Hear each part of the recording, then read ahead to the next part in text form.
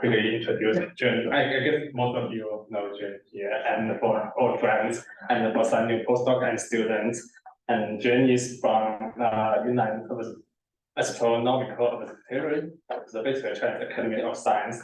And then I think Jun is the PI of the observatory. Solar group. Yeah, solar group. And he has been working on solar eruptions like flares, CMEs, from many aspects, from theoretical, numerical simulation, and also for observational parts for I think more than 40 or around 40 years. So it has been a long time for him and working on this area and had lots of experiences.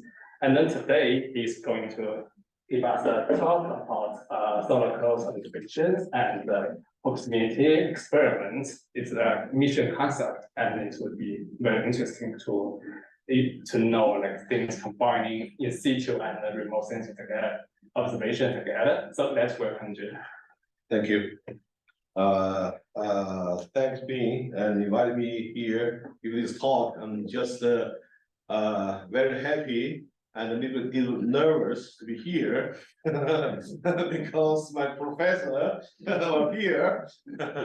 Yeah. And also I'm happy because I got some progress made in my job, and this is the kind of mission I'm promoting in China. After PSP, I thought we can do something a little bit different than PSP. So I'm just pushing this mission forward. And when I think it's about 25 years ago, I was here as a PhD student. I know this professor is good, teaches a lot of lessons and classes, and also running lots of missions. I found maybe one day I thought I'll try to run a mission similar like that. I guess at that time we have Jim running a mission called this competent. The Complementary Observatory. Right, at that time, yes. Yeah. So that's I remember, and I had the class with Marty is not easy. I have to work very hard 24/7, otherwise I can't pass. And I also got lots of encouragement from field, say this you guys can do the good mathematics, and this something like what Terry assigned to you should be okay for you. So at that time, although the difficulty to fulfill this task is big, but your encouragement is very valuable. And I also learned a lot from professors and also the others. And I feel really appreciating my stay here for about 7 years or 5 years. I don't remember. But it's already 25 years ago. Yeah. Now I just here just give a report about this concept about the mission. Basically, it's got the in China we got the like phase A support. Just concept exploration. This mission called solar close observations and proximity experiments, and all the scope for short.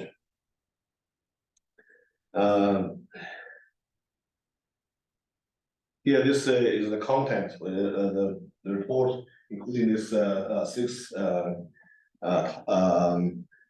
parts of content, and this overview. So why we promote the scope and do what? Because the region near the sun is actually still a totally unknown zone, unknown world to us.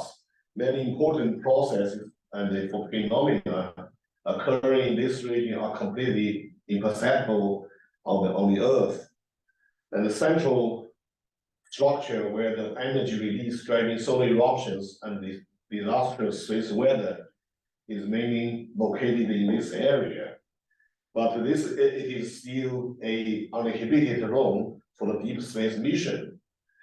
So the ultimate goal of this mission is to enter in this uninhibited zone, solving the puzzles which challenge the solar physics society for about a century regarding mechanisms of the solar eruption, coronal magnetic field, and the mechanisms of the coronal heating. So, actually, scientific goal, or initially, the goal following this ultimate goal is to enter in the central structure of the energy release driving eruptions, performing in situ measurement, solving the problem of mechanism for the solar eruption, and two, acquiring the true thickness of the CME flare current sheet and renovating the classical theory of reconnection. Three is acquiring the coronal magnetic field via in situ measurement, obtaining unique evidence for identifying mechanisms of coronal heating, and observing closely the polar magnetic field and plasma.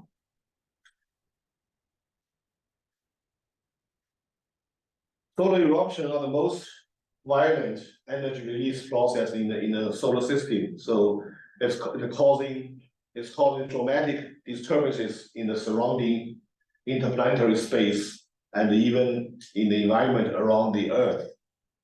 So resulting in disastrous space weather. So it's both important in science and we have a societal valuable topic.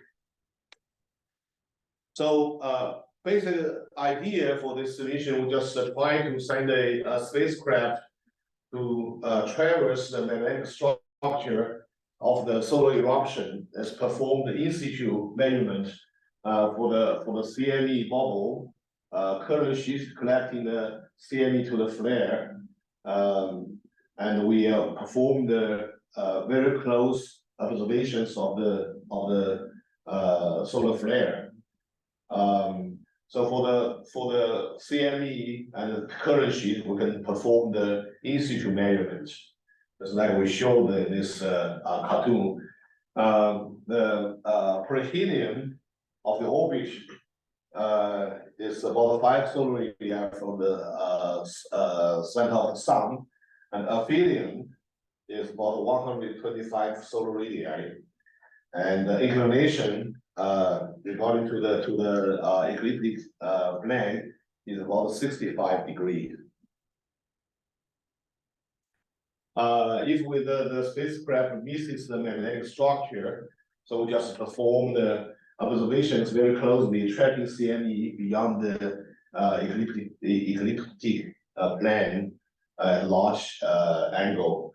If there's no eruption occurs on the sun, so we just observing or detecting the other features in the solar atmosphere, including those in the polar region.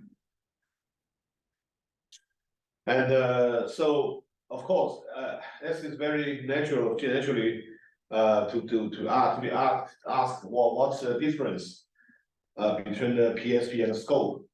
So basically, I list 5 kind of milestone of the PSP. It's crossed the thin boundary, entering the outer corona. It reached if I remember correctly, it reached the corona at the altitude of about 15 solar radii last time, and detect the coronal magnetic field, and also detect many Helmholtz streamer current sheets. Second, find the highly turbulent original solar wave associated with magnetic field switchback. And third achievement is found apparent depletion of the dust near the sun, suggesting risk of the dust-free zone near around the sun. And excuse me. yes, What do you call dust exactly? dust. Like Dust-free. like just like a depletion of like on the density of. Density decrease. Okay. I guess dust is the neutral dust, not the plasma. Yes, yeah. So That's the dust, not plasma. Not Okay. Yeah. And the fourth, we found the apparent contribution of the outstanding pulse to heating and accelerating solar winds. And the fifth, the found the phenomena and energetic particles never seen or detected near the sun. So this is the five milestones I summarized for PSP, and maybe some more. If I miss, please let me know. So what PSP cannot do, because it's relatively far from the sun and a small inclination to the elliptic plane, so it's not favorable for for the current sheet traversing with large pitch angle. And another thing is no solar image of high resolution, so cannot identify any evidence of coronal heating.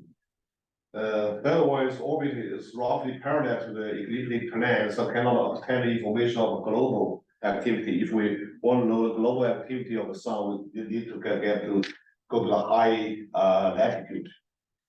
So again, it's because the orbit is roughly parallel to the elliptic plane, so it cannot enter the region of high-speed solar wind. It's in a low altitude. It just hang around in the region where the slow speed solar wind occurs. And the perihelion is a little bit high, 10 solar radii.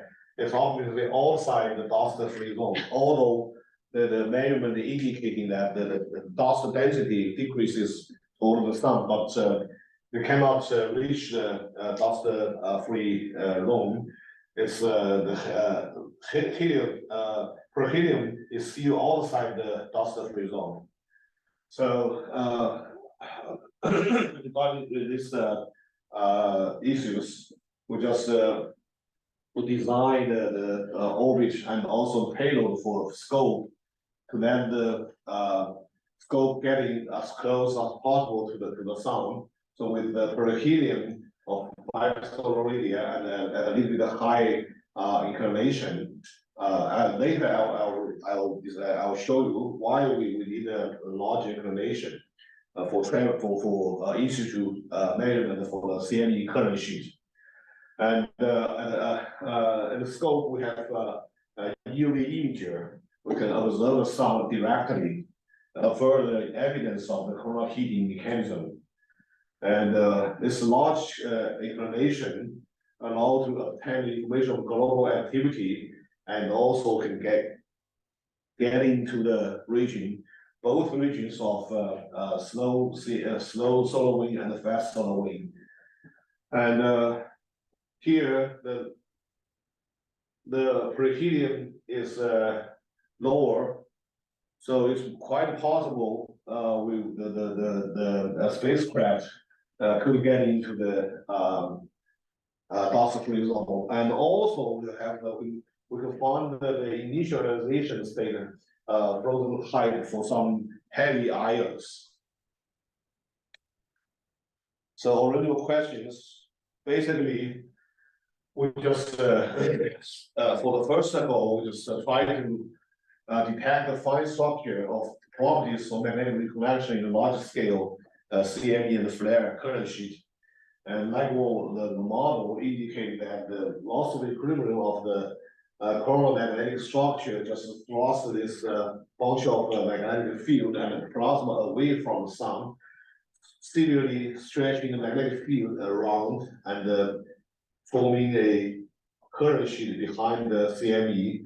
Reconnection in a current sheet helps the CME escape from the sun smoothly, and also create the solar flare on the solar surface. So this model quantitatively can indicate the connections of the CME quantitatively show the connection of the CME and the flare. So I'm also indicating a larger scale current sheet. This one is a new can be considered as a new aspect for the classical reconnection theory. And another aspect is that we see that this current sheet just evolves in a highly dynamical fashion. In a classical reflection regime, then the current sheet length or the other behavior just fixed, doesn't change. But in reality, in a dynamic process like solar eruptions, the current sheet forms in this way, it just also evolves highly dynamically. Another aspect is brand new for this large scale current sheet is that we found that not only the current sheet is very long, but also it's very thick. Could be as thick as 10,000 kilometers. Classical magnetic reconnection theory suggests that fast magnetic reconnection must occur in a very confined region with scale of about 100 meters. This scale is kind of is the ion inertial scale in the current environment, and our model and observations show that this just as I said, not only very large length, but also a very large thickness.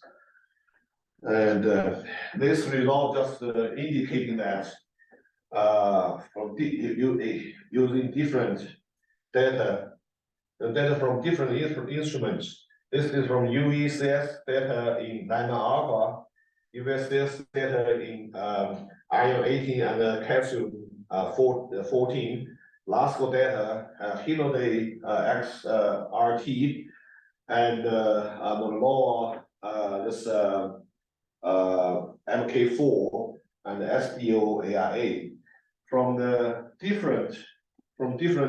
data obtained from different instruments and studied by different authors and focused on different wavelength.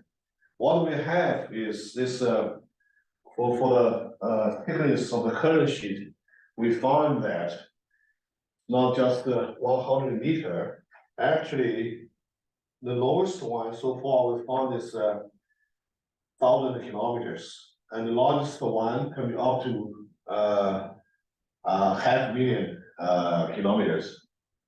So that's all of this change, this range of the thickness of current sheet is large from 1,000 kilometers to 100,000 kilometers, but it's always much larger than the particle inertial scale.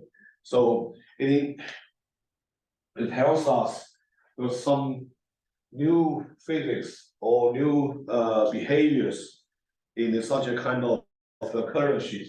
So numerical simulation indicating that actually in a large scale current sheet, it's quite easy to become unstable under the perturbation of various plasma instability, especially like parabolic instability. So when this parabolic instability occurs and the current sheet become turbulent and produce lots of small scale structures inside. And it's this small scale structure inside and enhance the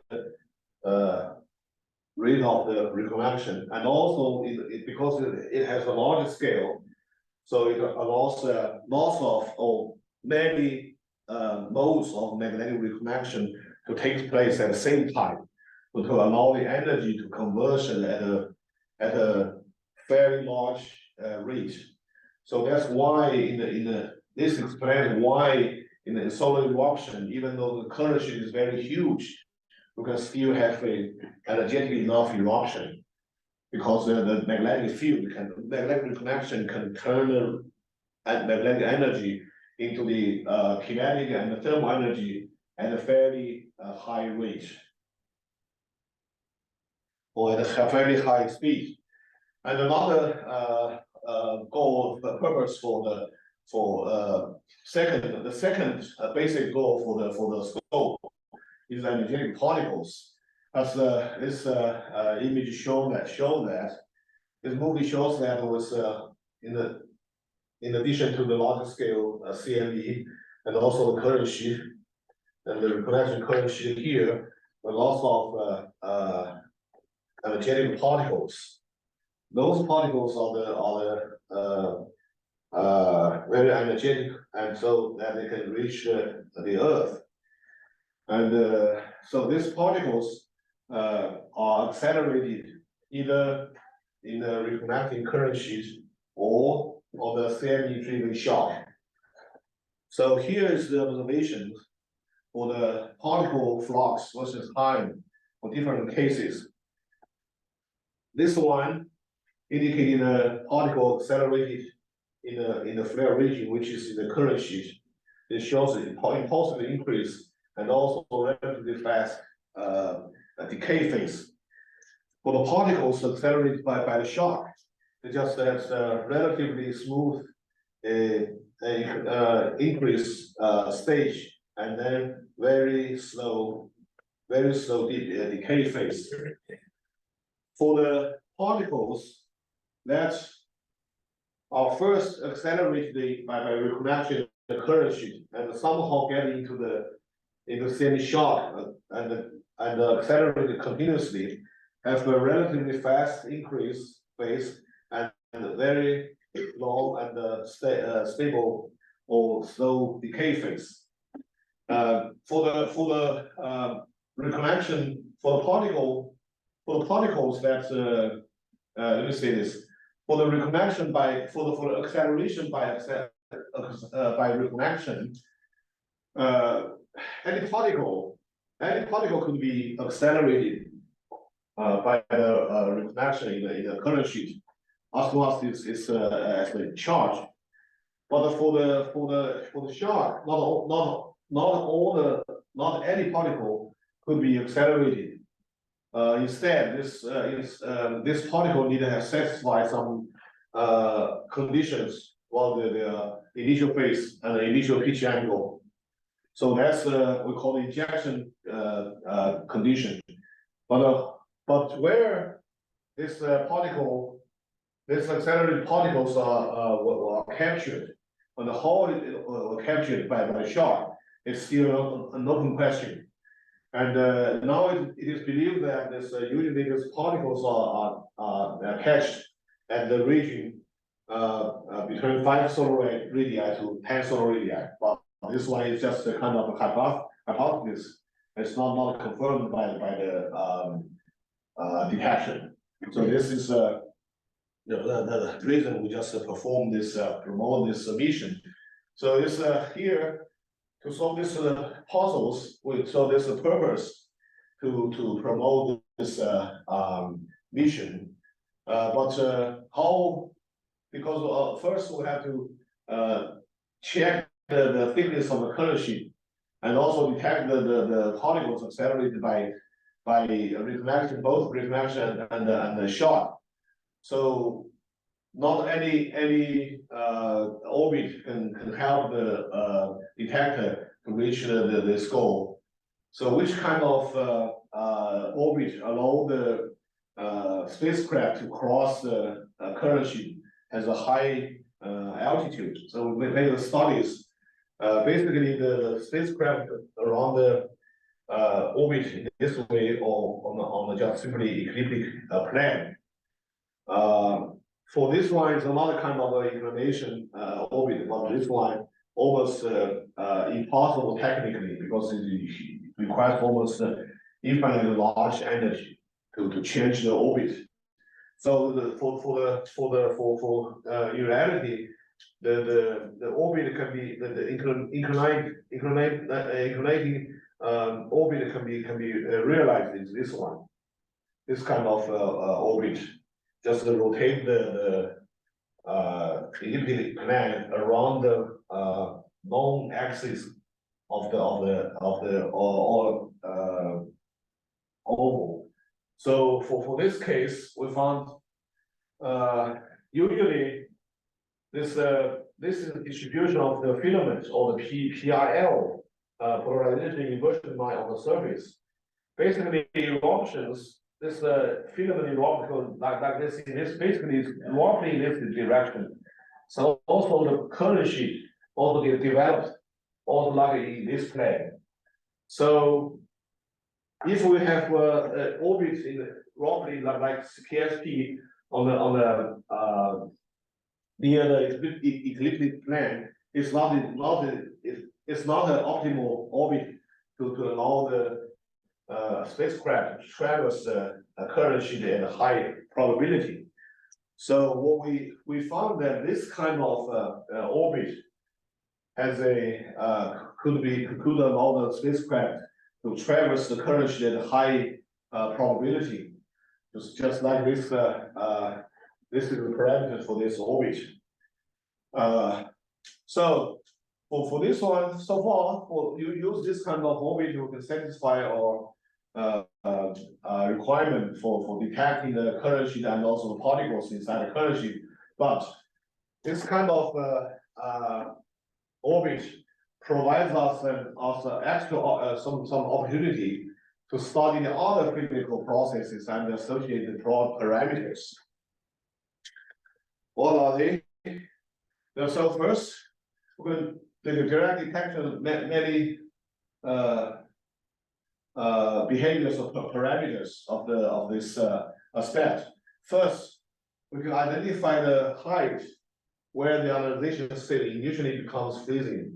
Theoretically, it believes in between the region in a region between 2 to 7 solar radii. Here, this is the theoretical result indicating the initial frozen height for different ions. Basically, we see that the heavier the ion is, the higher the first initial height is. So it's theories gives the we have this location is between 1.8 and 5.5 solar radii. But see, the highest one could be up to 5.5, even could reach to 7. So this is just in the region where the we will perform the in situ measurement. So this is the first part, and the second one recently PSP detected lots of magnetic field switch back structure. And but it's not clear where this switchback initially occurs. So for the scope with the perihelion of 5 solar radii, we can detect this from the top alphanic to super alphanic region, and also identify the region where the magnetic field in the solar wind initially switches back. And the third one, just as I said, because there's a large inclination of the orbit, it can cross the corona hole region and also can reach the equatorial region. So which means in only one single orbit, the spacecraft could cross both high-speed solar wind region and also low-speed solar wind region, and also cross this low number boundary layer between high and low and high speed solar wind region. Does that mean that you want to launch this mission during the quiet phase of the solar cycle, or you are hoping that the mission will last long enough to have like both a quiet phase and active phase? Hopefully we can for the initial goal, okay, we just hope we can get more as many as samples of the current sheet. But if the time or the grant period is just at that time, when the solar minimum occurs, we just launch it. Yeah, but it's still in the minimum time, we still have some eruption. Yeah, sure, definitely. Yeah. Okay. And for the PSP, its orbit is a little bit high, so it's just outside the Doppler-free zone. But for the scope or orbit is very close to the sun, so it's quite possible this orbit can reach the dust-free zone. So I have a question about the dust-free zone, because I kind of like, I don't think I've heard of it actually. So like, what is causing this dust-free region? Like that's the creation of jupiter radiation that is pushing away all this neutral? Yeah, this is one step that radiation and solar wind can push this dust away from this. Okay. And also, very close to the sun is a very strong radiation. They can break this dust into the single particle. Oh, I see. Okay, so they're both of them. I see. Yeah. Interesting. So in that Basically case, evaporating. Yeah, yeah. yes, yes.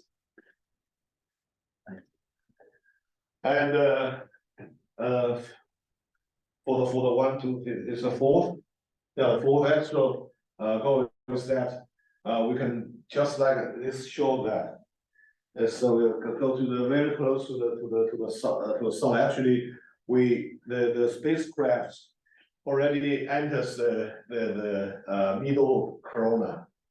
In the middle corona, so we can perform directly in situ measurement of the magnetic field directly in the middle altitude. And also because we have EUV imager, we can directly watch the solar surface to identify some small scale bright point. This small scale, so far the smallest structure on the surface can be identified about 3/10 to 8/10 arc second. Basically, it's probably not nanoflare, but it's believed that nanoflare has a smaller size, less than 1/10 arc second.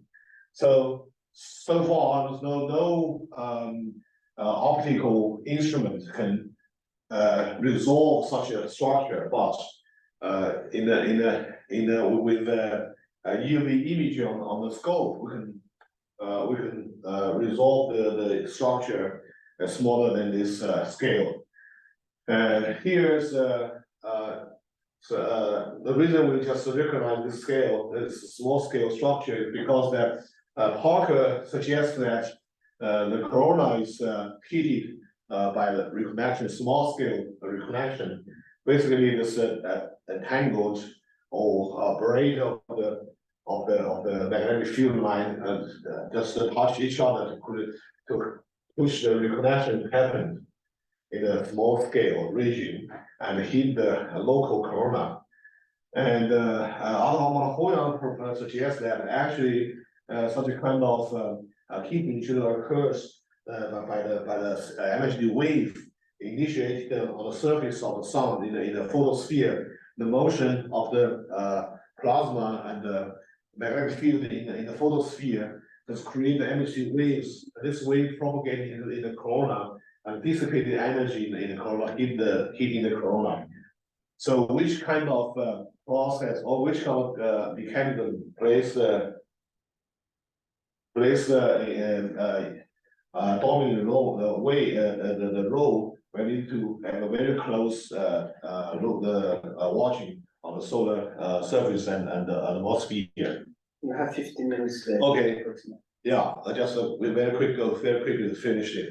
So and also when we have because we have a large inclination, so we can go to the polar to watch the polar region. This is Ulysses orbit, but unfortunately Ulysses doesn't have for optical observation or instrument, so it cannot give the optical information. So, but in our case we have imager, so therefore we can directly observe the polar region.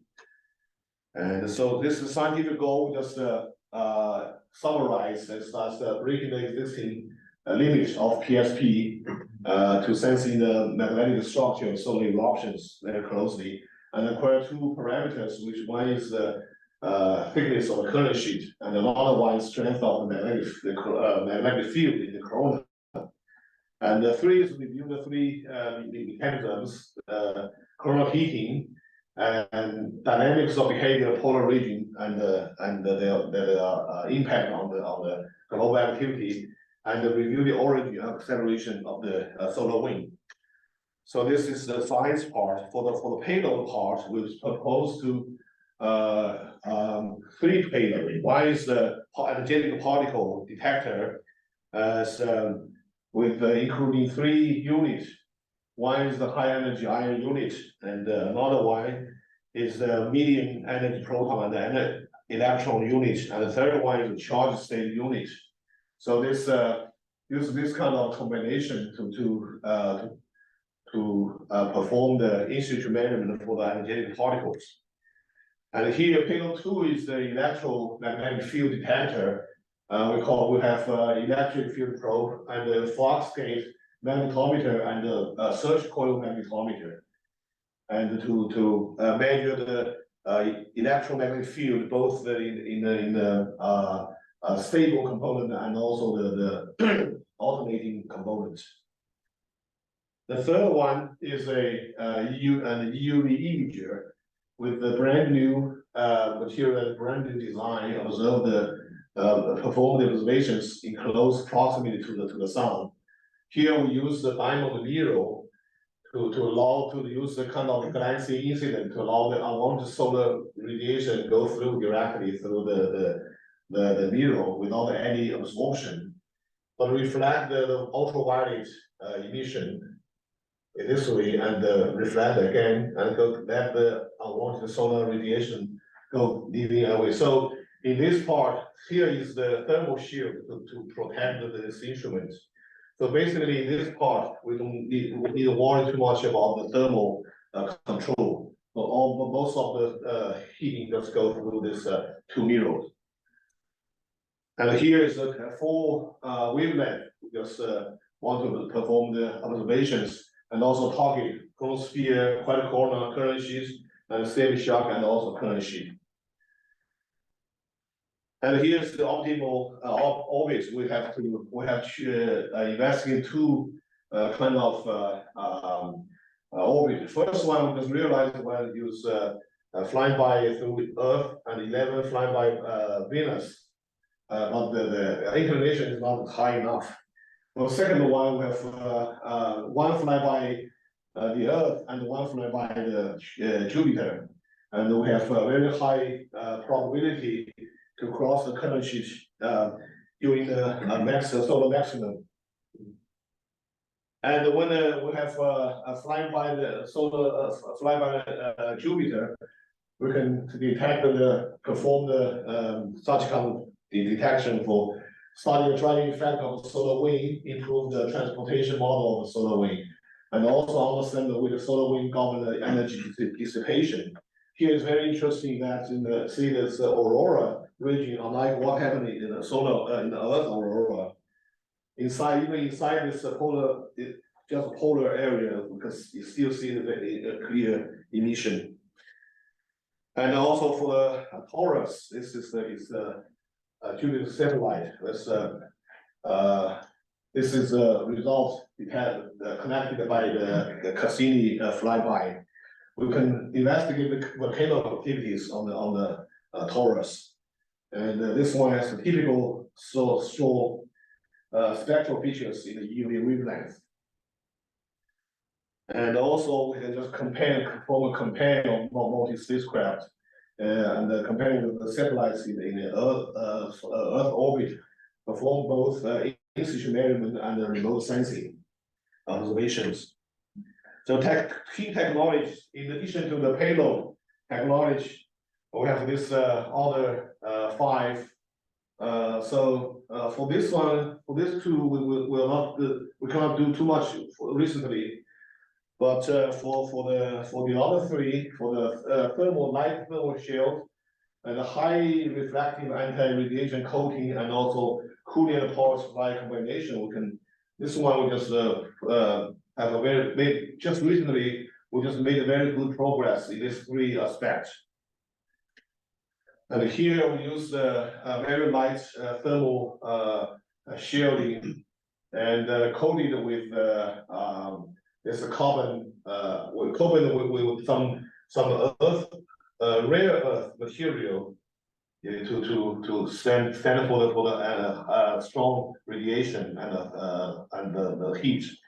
Here is the carbon form, and here is the carbon framework, this part. And behind this thermal shield, we have a thermoelectric conversion unit. And this is the high temperature end and low temperature end. And the difference of the temperature can give the electric power. Here is the shield part. And the reason we use this thermal electric system is that because in the very close to the sun, the thermal control is a big challenge. For the PSP, create 1 watt of electricity need to handle 30 watts of heat.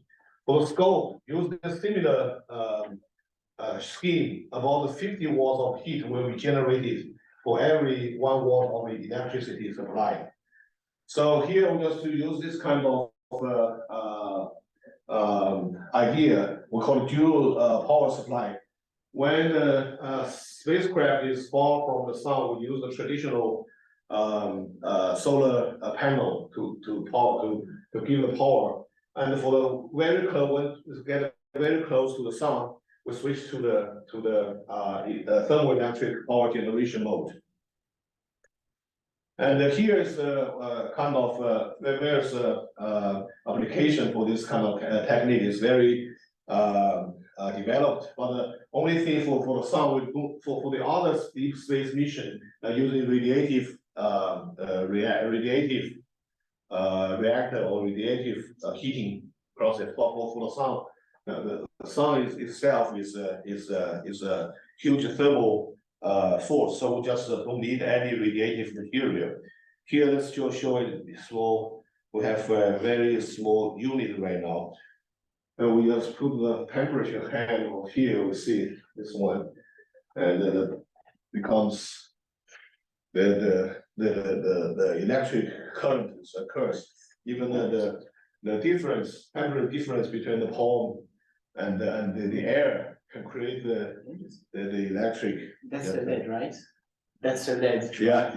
So that's why you can smell. Right.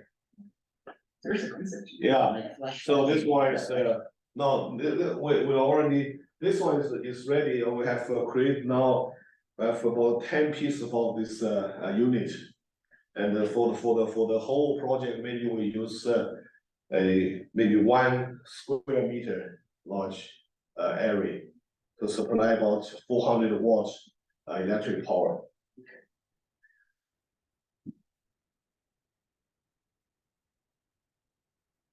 Yeah, so that's my talk.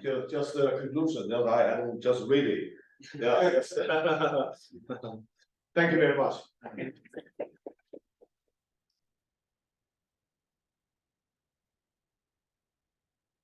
Yeah, go ahead.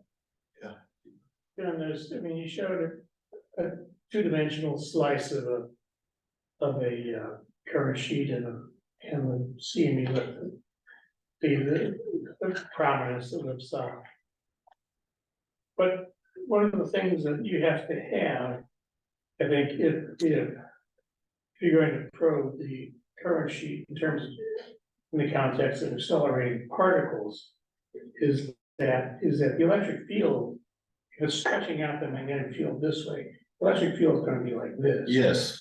So you need a measure of the width of this current sheet is Yes.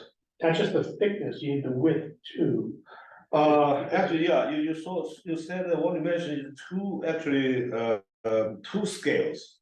One is extension in the orientation of the PIL, just like we showed here.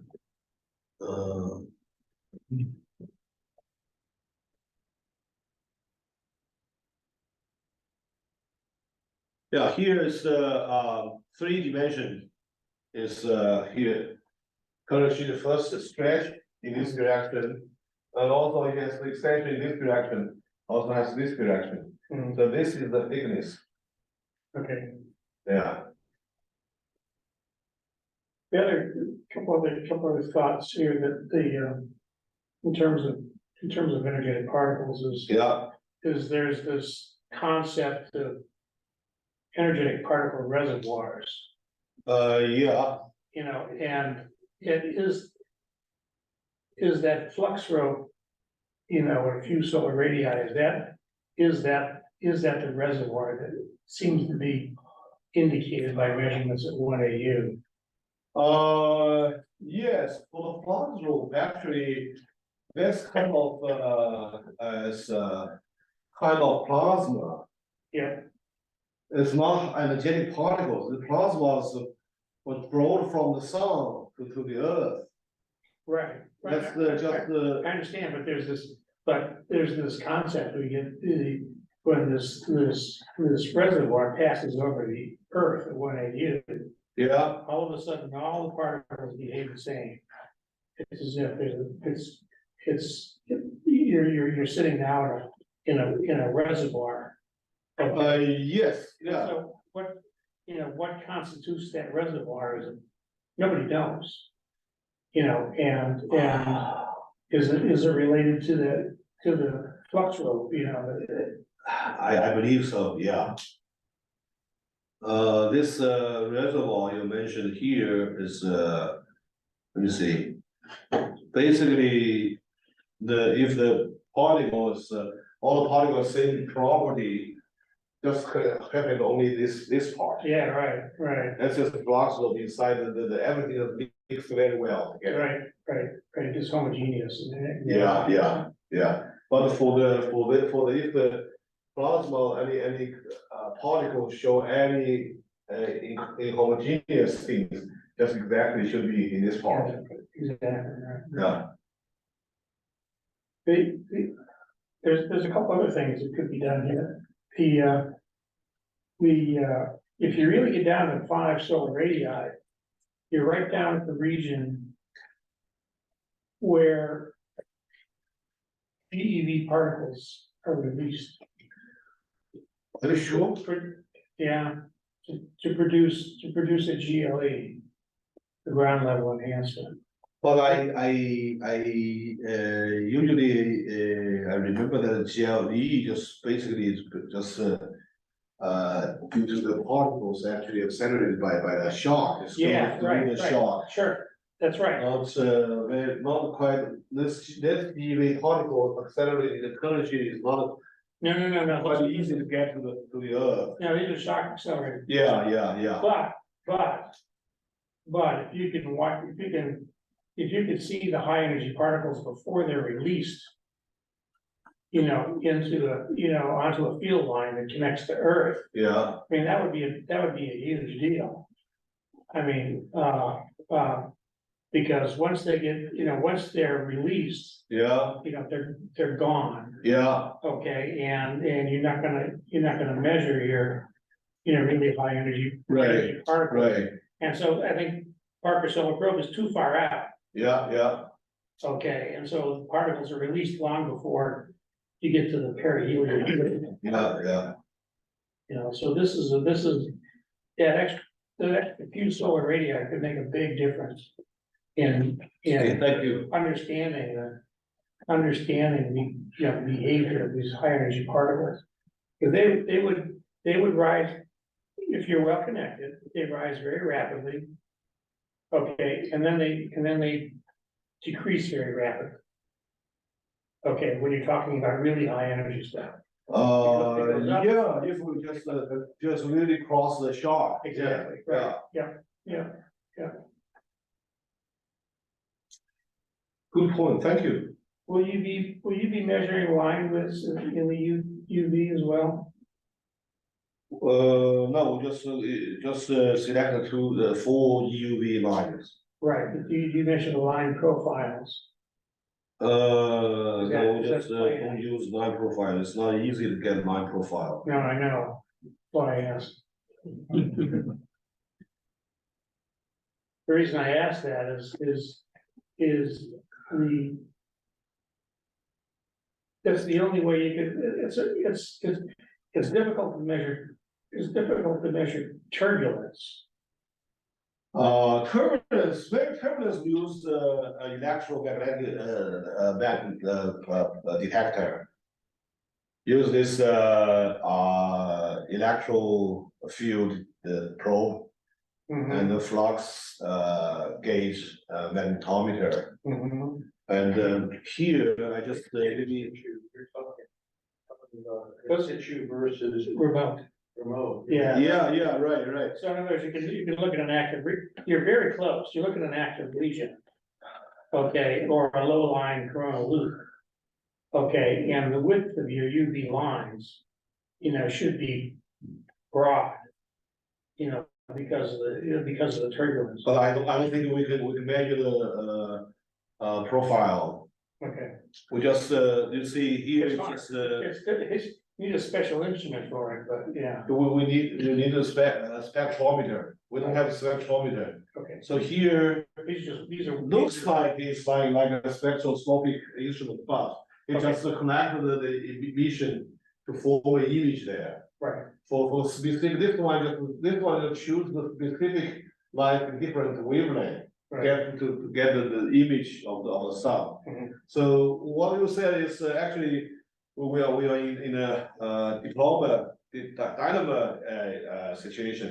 First, if we just want to perform the issue measurement, but get into this region, we cannot see any global structure. Right. If we're gonna go to get a global structure to see this turbulent structure, we should be outside. Well, you could have, See this turbulent stuff. maybe, We just detected by the electromagnetic detector. right. Well, that's what you measure in situ, yeah. Right.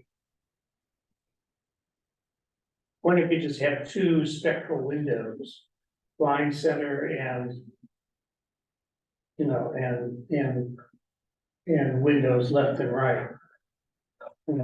We need extra weight. Another channel, yeah. Yeah, Okay. and also it's for the mission go to the place very close to the sun. We have to bring lots of fuels Yeah, go there. yeah. Basically, what we estimate the launch weight is about 3 tons, totally 3 tons. But the dry payload weight is only 100 kilograms. Mhm, mhm. So it's both very huge amount of the pay. This weight is for use for the fuel and all the other instruments. Is fuel. So, well, it's easier for me to add another instrument, it's easier. Easier than it is for you. Yeah. Okay. Thank you. So, in your optimum orbit, how long does it take to get to Jupiter? Good question. And how do you get the, Get to Jupiter about 3 years. 3 years? And then, how do you, electric propulsion, so you use Jupiter to get out of the ecliptic, Yes, and, and they use the electrical propulsion to decrease both the perihelion and the aphelion. Mhm. yeah, so, I mean, that aphelion has to change by a lot. Yes, yes. From 5 AU to about half AU. Yeah, 125 solar radii. Yeah. Yeah, it's a little bit Yeah. There's a lot of angular momentum you have to get rid of. yeah, Right, which is why you need as much fuel as you do. right.